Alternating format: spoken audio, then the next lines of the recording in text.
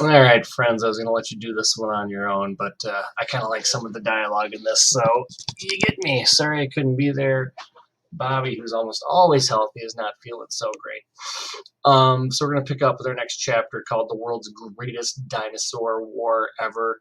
Again, we're still in Flint, Michigan. We are still getting to know Kenny. We are still getting to know the Watsons. A lot of the front of the book, again, is just to really get a sense that the Watsons are just a regular, ordinary family, and and that's what happens in history is that regular and ordinary people end up in extraordinary and momentous situations. So, yeah, I guess that's it. So we're just getting to know the Watsons more. All right. Well, if we left off, we remember that Kenny's savior got on the bus. It was the two country kids that lived in public housing. So anyway, I couldn't believe it. The door opened in the middle of math class, and the principal pushed the older, raggedy kid in. Mrs. Cordell said, "Boys and girls, we have a new student in our class starting today. His name is Rufus Fry.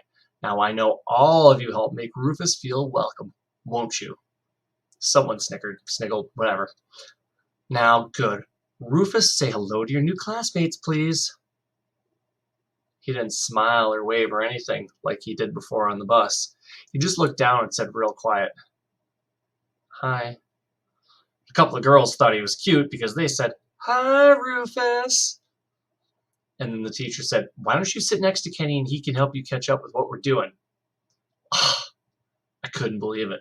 I wanted my personal savior to be as far away from me as he could get. I knew when you had two people who were going to get teased a lot and they were close together, people didn't choose one of them to tease. They picked on both of them. And instead of picking on them the normal amount, they picked on them twice as much. So Mrs. Cordell pushed the new kid over in the empty seat next to me. "Kenny, show Rufus where we are in the book." I watched the new kid sideways, remember, to keep his eyes straight. And he said, "Kenny, well, I thought they said your name was Poindexter." The class cracked up, part from his country style of talking and part from laughing at me. I could tell that even Mrs. Cordell was fighting not to break out laughing. Though he was looking friendly when he said this, I kind of knew it had to be teasing because whoever heard anybody's mama giving him a name like Poindexter? When he sat down next to me, I tried to imitate Byron's death stare, but it didn't work. Because the kid smiled at me real big and said, "My name's Rufus. What are we doing?" "Times tables." "Oh, that's easy. Y'all need some help?" "No," I said, and I scooted around in my chair so all I could do was look at my back. This guy was real desperate for a friend because even though I wouldn't say much back to him, he kept jabbering away at me all through class. When lunchtime came, he followed me outside right to the part of the playground where I sit to eat. He forgot about bringing a lunch, so I gave him one of Mama's throat-choking peanut butter sandwiches and let him eat the last half of my apple. He really was a strange kid. He only ate half the sandwich and folded the rest up in the wax paper, and when I handed him the apple, he even ate the spots where you could see my teeth had been. He even wiped the spit off first. I want you to think about that, okay? Why is Rufus not wasting time on the apple? Why is Rufus saving the rest of the sandwich?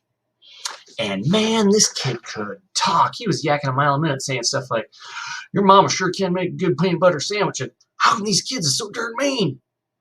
Then he said something that made me get all funny and nervous inside, and he said, "Hey, how come your eyes ain't looking the same way?" I looked to see if maybe this was the start of some teasing, but he looked like he really wanted to know. He wasn't staring at me either. He was just kind of looking down and kicking at the dirt with his raggedy shoes. "It's a lazy eye." He stopped kicking the dirt and said, "Oh, down it hurt?" "No."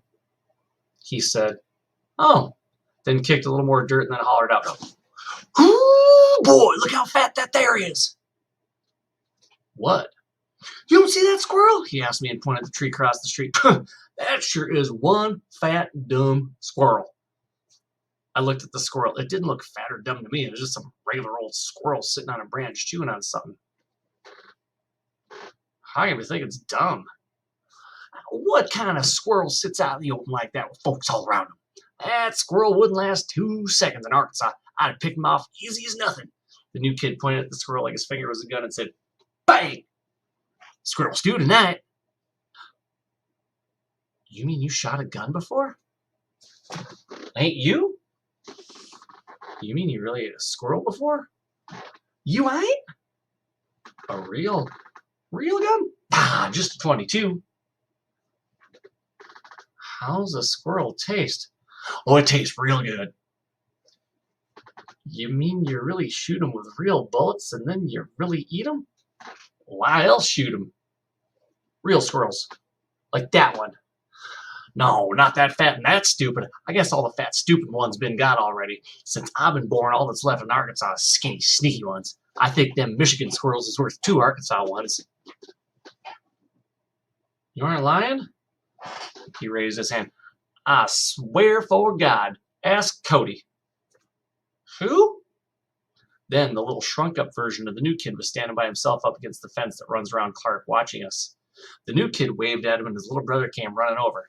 The big one pointed at the squirrel and said, "Hey, Cody, look at there!"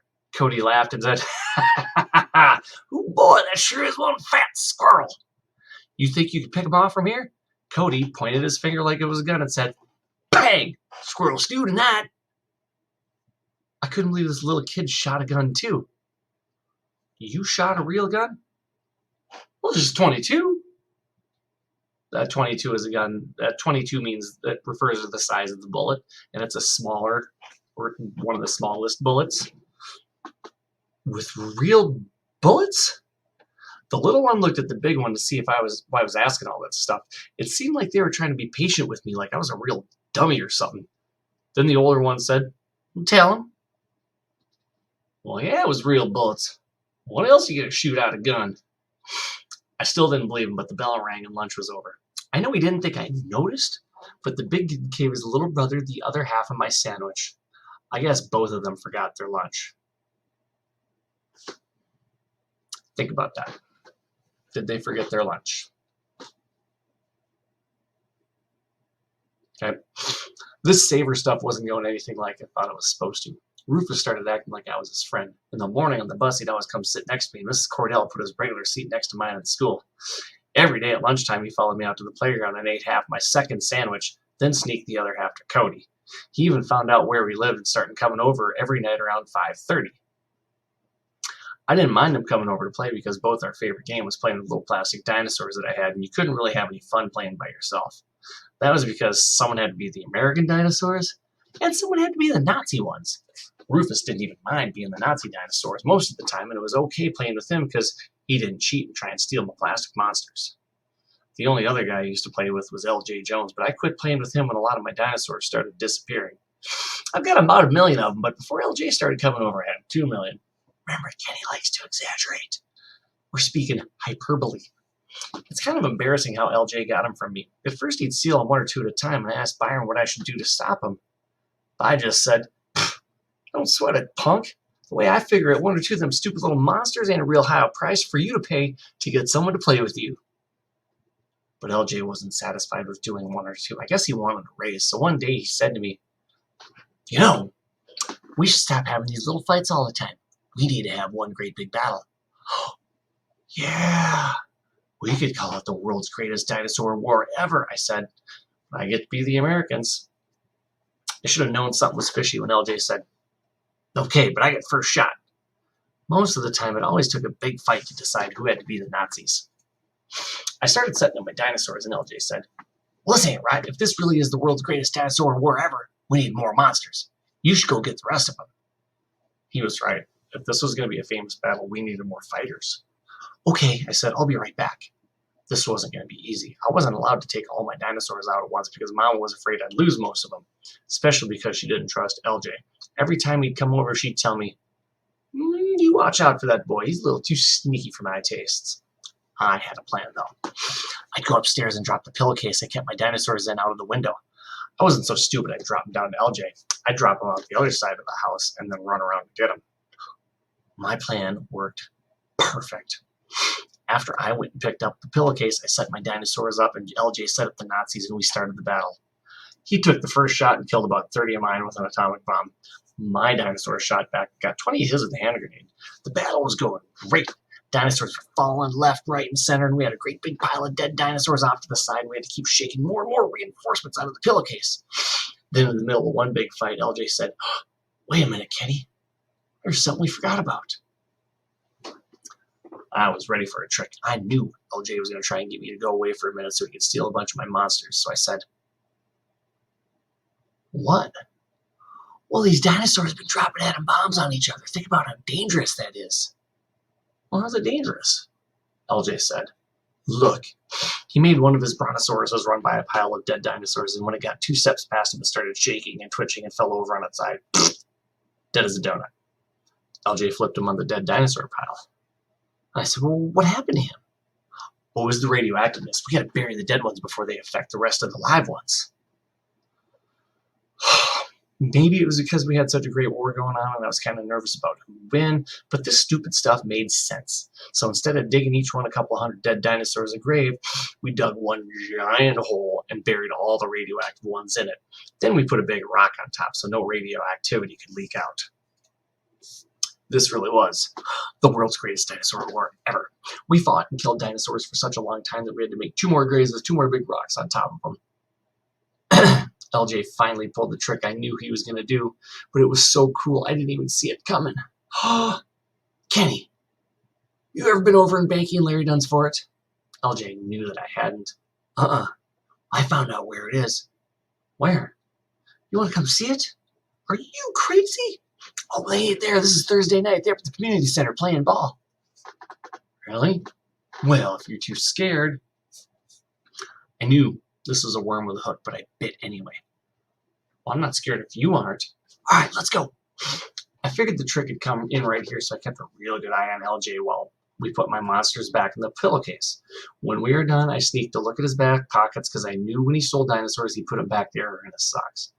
From the way his pockets were sticking out, it looked like he had 1 T-Rex and 1 Triceratops. Couldn't tell how many he had in his socks. I figured that wasn't too bad a price for as much fun as we had.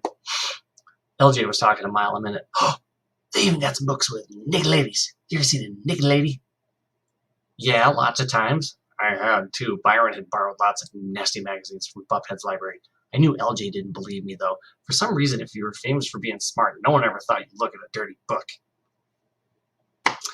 LJ said, "You gotta be at the house by 7, don't you?" "Yeah." "Okay, we better hurry before it's too late." After I'd sneaked the dinosaurs back into the house, we ran off towards Banky and Larry Dunn's secret fort. It wasn't until 9 o'clock at night when I was in bed that a bell went off in my head. I'd forgotten the radioactive dinosaurs. I put on my tennis shoes, got my night reading flashlight, climbed out the back window, went down the tree into the backyard. I got to the battleground and saw the 3 radioactive graves, but when I moved the rock on the first one and dug a little bit down, I didn't hit 1 dinosaur. Not 1. The second grave was empty too. I didn't even move the rock from the third one. I just sat there and felt real stupid. Couldn't help thinking about Sunday school again. I remember the story about how a bunch of angels came down and rolled away the rock that was in front of Jesus' grave to let him go to heaven. I think it took him 3 days to push that rock far enough so he could squeeze out. My dinosaurs weren't even in their graves 3 hours before someone rolled their rocks away.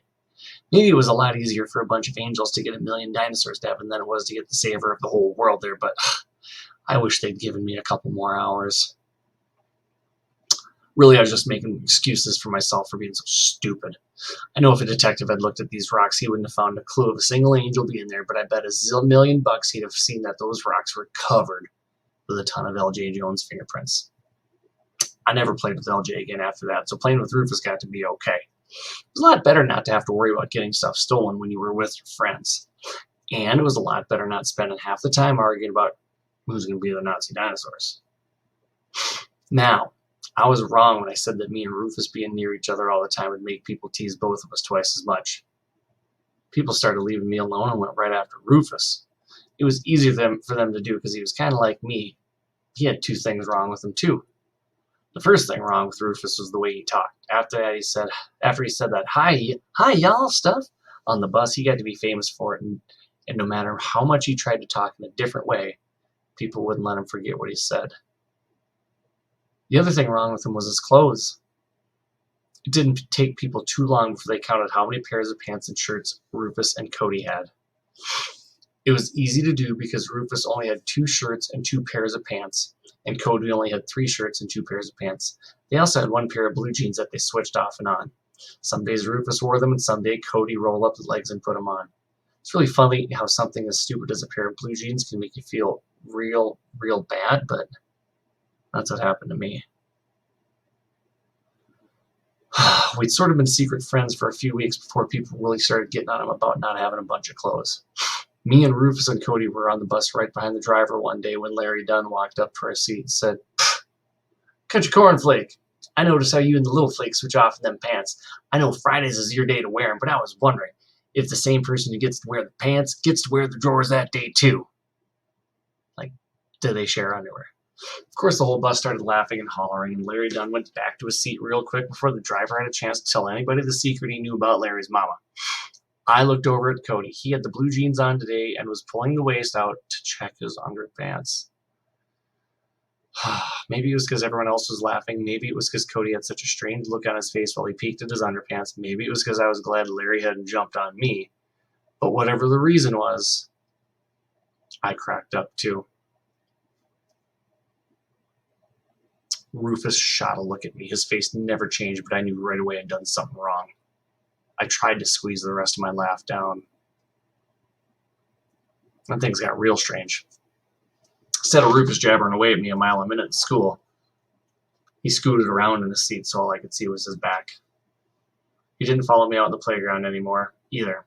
And he acted like he didn't want my sandwiches anymore. Ever since Mama had met Rufus, and I told her about sharing my sandwiches with him, she'd been giving me 4 sandwiches and 3 apples for lunch.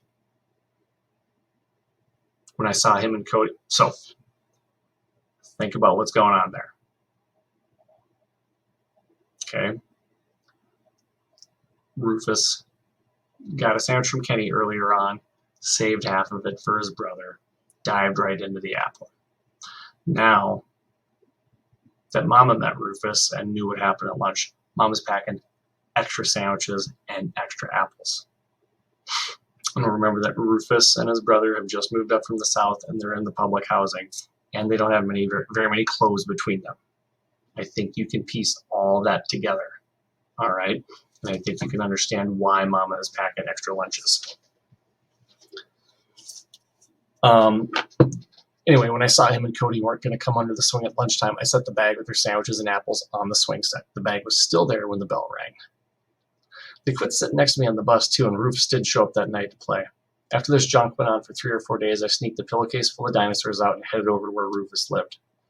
I knocked on the door, and Cody answered. I thought things might get back to being okay, because Cody gave me a great big smile and said, "Hi, Kenny, you want to talk to Rufus?" "Hi, Cody."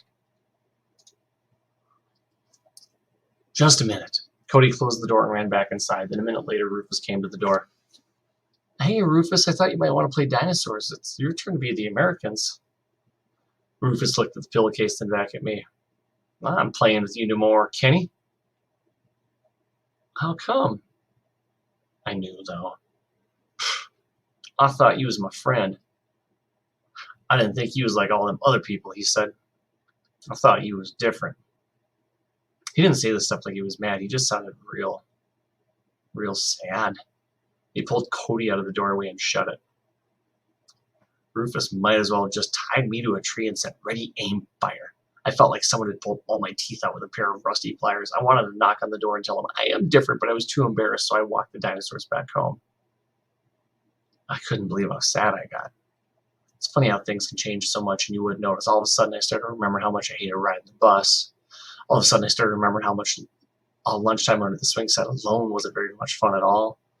All of a sudden, I started to remember that before Rufus came to Flint, my only friend was the world's biggest dinosaur thief, L.J. Jones. And all of a sudden, I remembered that Rufus and Cody were the only 2 kids in the whole school, other than Byron and Joey, that I didn't automatically look at sideways.